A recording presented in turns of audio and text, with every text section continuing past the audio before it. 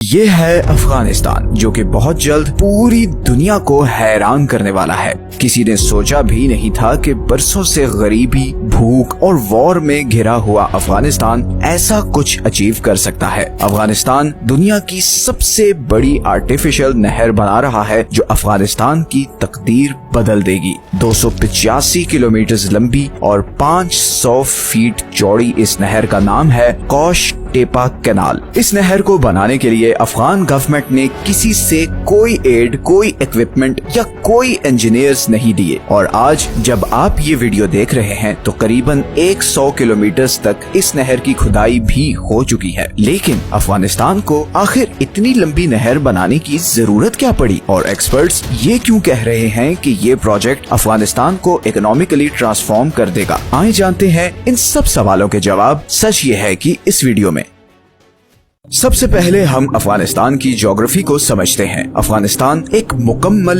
Land locked country है, मतलब उसके किसी हिस्से के साथ कोई समुंदर नहीं लगता। अफगानिस्तान के ईस्ट में पाकिस्तान है, वेस्टर्न साइड पर ईरान है, नॉर्दर्न साइड पर तुर्कमानिस्तान, उज्बेकिस्तान और ताजिकिस्तान है, जबकि नॉर्थ ईस्ट में अफगानिस्तान एक छोटा सा बॉर्डर चाइना के साथ भी शेयर करता है। तो अफगानिस्तान मुकम्मल तौर पर दूसरे कंट्रीज में घिरा हुआ है। अफगानिस्तान की 80% वाटर सप्लाई इधर हिंदू कुश के बर्फ से ढके पहाड़ों से आती है। अफगानिस्तान में 4 बड़े दरिया हैं, जिनसे अफगानिस्तान को पानी मिलता है। अफगानिस्तान की 40% वाटर सप्लाई हेलमंद रिवर से आती है, जो हिंदू कुश से शुरू होता है और पूरे अफगानिस्तान को क्रॉस करते हुए फिर ईरान अफगानिस्तान बॉर्डर पर ब्रांच आउट हो जाता है। ये दरिया आजकल ईरान और अफगानिस्तान में एक पॉलिटिकल टेंशन का कॉज बना हुआ है, बिकॉज अफगानिस्तान इस रिवर पर यहाँ पर एक डैम बना रहा है और ईरान के अकॉर्डिंग इस डैम से हमून के सारे एरिया पर बहुत बुरा असर पड़ेगा।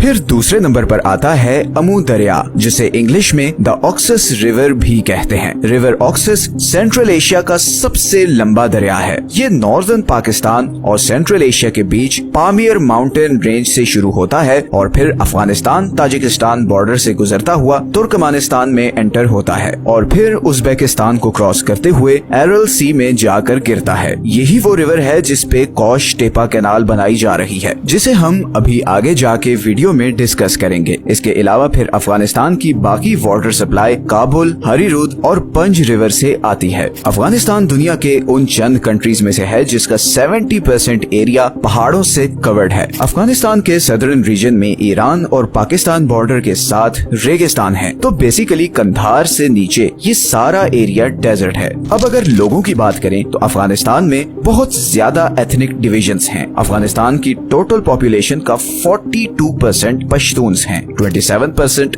ताजिक हैं, 9% हजारा और 9% ही उज्बेक हैं और फिर बाकी अहमक, तुर्कमानी और बलोच वगैरह हैं। अगर हम हिस्टोरिकली देखें तो अफगानिस्तान सेंट्रल और साउथ एशिया का शायद सबसे इम्पोर्टेंट कंट्री है, बिकॉज यहीं से मुगल, तातारी, सूरी, गजनवी, अब्दाली और खिलजीज सब कॉन्टिनेंट में आए। अब अगर वापस अफगानिस्तान के वाटर सिस्टम पर आए तो ये सारे दरिया अफगानिस्तान की वाटर रिक्वायरमेंट पूरी करने के लिए नाकाफी हैं और इसीलिए अफगानिस्तान हमेशा से बहुत सख्त वाटर क्राइसिस का शिकार रहा है। लेकिन अमेरिका अफगान वॉर के बाद तो इसमें बहुत ज्यादा शिद्दत आ चुकी है। असल में अफगानिस्तान के इस सारे नॉर्दर्न रीजन में पानी की बहुत कमी है और इसी कमी को दूर करने के लिए अफगान गवर्नमेंट ने ये हल सोचा कि ऑक्सस रिवर से एक आर्टिफिशियल नहर बनाई जाए, जो 285 किलोमीटर पर इस सारे नॉर्दर्न एरिया को पानी सप्लाई करेगी। इस कैनाल की मदद से करीबन 5.5 लाख एकड़ के इस खुश रेगिस्तान को लश ग्रीन खेतों में बदला जाएगा। पानी आने के बाद यहाँ पर गेहूं और दूसरे कई अनाज उगाए जाएंगे, बल्कि अफगान गवर्नमेंट तो ये एक्सपेक्ट कर रही है कि 2028 तक अफगानिस्तान यहाँ पर उगाई गई 50% वीट दूसरे कंट्रीज को एक्सपोर्ट कर रहा होगा। ये प्रोजेक्ट मार्च 2022 में शुरू हुआ। इसकी इनिशियल कंप्लीशन डेट तो 2028 थी, मगर जिस स्पीड से इस पर काम हो रहा है, एक्सपर्ट्स के मुताबिक 2025 में ही ये कैनाल कंप्लीट हो जाएगी। ये प्रोजेक्ट इतनी जबरदस्त प्लानिंग के साथ किया जा रहा है कि बड़े बड़े वेस्टर्न इंजीनियर्स और एक्सपर्ट्स हैरान रह गए हैं। इस प्रोजेक्ट को 3 फेजेस में डिवाइड किया गया है। पहले और दूसरे फेज में इस सारे रूट पर खुदाई की जाएगी और अभी तक 100 किलोमीटर के एरिया पर खुदाई कंप्लीट हो चुकी है। ये खुदाई करने के लिए 200 लोकल कॉन्ट्रैक्टर्स को हायर किया गया है और करीबन 7000 हॉल ट्रक्स एंड एक्सकेवेटर्स से काम लिया जा रहा है और ये सारा प्रोसेस जबरदस्त तरीके से मैनेज हो रहा है। ट्रक्स और एक्सकेवेटर्स लाइन में खड़े होते हैं। एक्सकेवेटर मिट्टी उठाकर ट्रक में डालता है।